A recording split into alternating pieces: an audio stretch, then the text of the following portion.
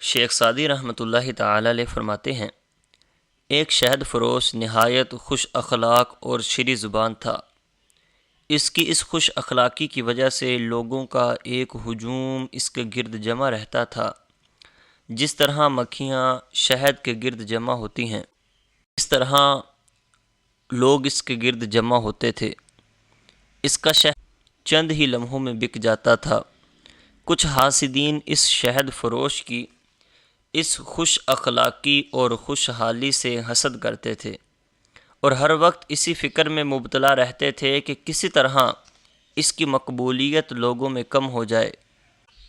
ایک دن وہ اپنے ان ناپاک ارادوں میں کامیاب ہو گئے اور انہوں نے کچھ ایسی سازش کی کہ اس شہد فروش کی خوش اخلاقی اور شیریں زبان تلخی میں بدل گئی، اور اب جو بھی گاہک اس کے پاس آتا، یہ شہد فروش اس سے بد کلامی کرتا اور اس کے ساتھ جھگڑا کرتا۔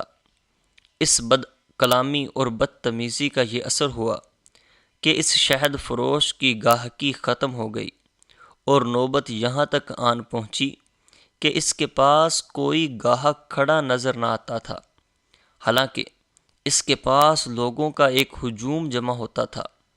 پھر نوبت یہاں تک آن پہنچی، گھر میں فاقے ہونے لگے۔ شہد فروش نے ایک دن اپنی بیوی سے کہا، نامعلوم مجھ سے ایسی کون سی غلطی ہو گئی کہ اللہ رب العالمین مجھ سے ناراض ہو گیا۔ میں سارا دن دکان پر بیٹھا رہتا ہوں لیکن ایک تولہ شہد بھی فروخت نہیں کر پاتا۔ بیوی نے جواب دیا، پہلے تیرا اخلاق اچھا تھا اور تو ہر ایک کے ساتھ خوش اخلاقی سے پیش آتا تھا، اب تیرے رویے میں فرق آ چکا ہے اور تو پہلے جیسا خوش اخلاق نہیں رہا۔ پہلے ہر شخص تجھ سے بات کر کے خوش ہوتا تھا اور دیگر شہد فروشوں کو چھوڑ کر تیری دکان پر آتا تھا، اب یہ تیری بد کلامی کا اثر ہے کہ لوگوں نے تیرے پاس آنا چھوڑ دیا اور تیری اس بد کلامی نے ان کے دلوں میں نفرت پیدا کر دی اور انہیں تیرا شہد بھی کڑوا محسوس ہوتا ہے۔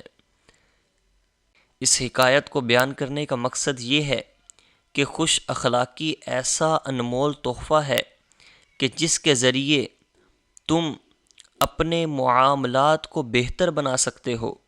تجارت میں کسی بھی گاہک سے خوش اخلاقی کاروبار میں کامیابی کی ضمانت ہے۔